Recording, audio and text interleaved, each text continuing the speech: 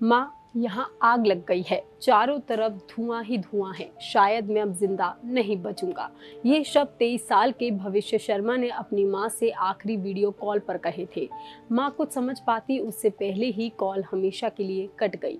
जिस बेटे को 8 दिन पहले ही माँ बाप ने नौकरी के लिए लखनऊ भेजा था, वो भीषण अग्निकांड का शिकार हो गया।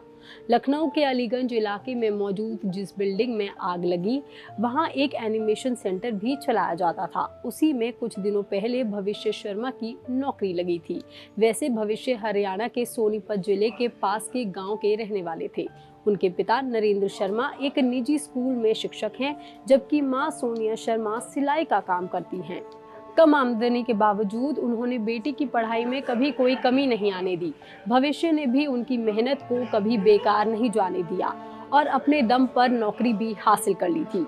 इसलिए उसकी पहली नौकरी लगने पर माँ बाप भी बहुत ज्यादा खुश थे। परिवार को लग रहा था कि अब उनके इकलौते बेटा उनका सहारा बन जाएगा। भविष्य खुद भी अपने माता पिता के लिए कुछ करना चाहता था, अपनी छोटी बहन की जिम्मेदारी उठाना चाहता था। यही वजह थी कि 6 जून को बड़ी उम्मीदों के साथ उसके माता पिता ने उसे घर से भेजा था। लेकिन किसी को नहीं पता था कि जिस नौकरी को लेकर के घर में खुशियां मनाई जा रही हैं, वही नौकरी कुछ दिनों बाद इस परिवार की सबसे बड़ी त्रासदी बन जाएगी। नौकरी ज्वाइन किए उसे अभी 8 दिन भी पूरे नहीं हुए थे कि उसके ऑफिस की बिल्डिंग में आग लग गई। देखते ही देखते चारों तरफ धुआं फैलने लगा और लोग जान बचाने के लिए इधर उधर भागने लगे।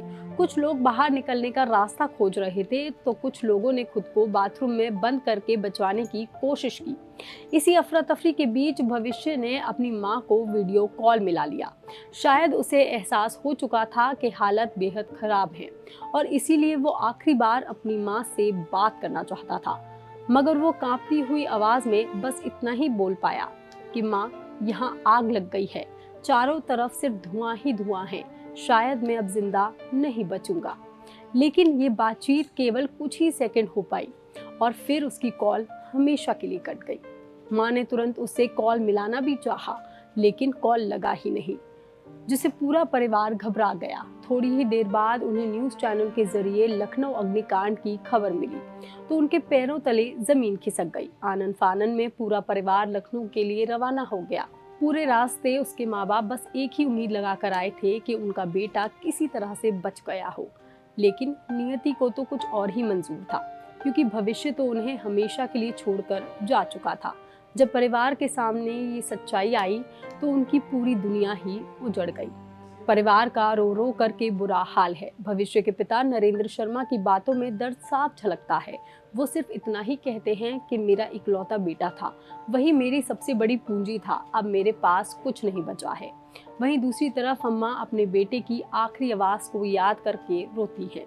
जो बेटा कम उम्र में बड़ी उम्मीदों के साथ अपने सपनों को लेकर के घर से निकला था, उन सपनों को पूरा करने से पहले ही आग की लिपटों ने सब कुछ खत्म कर दिया।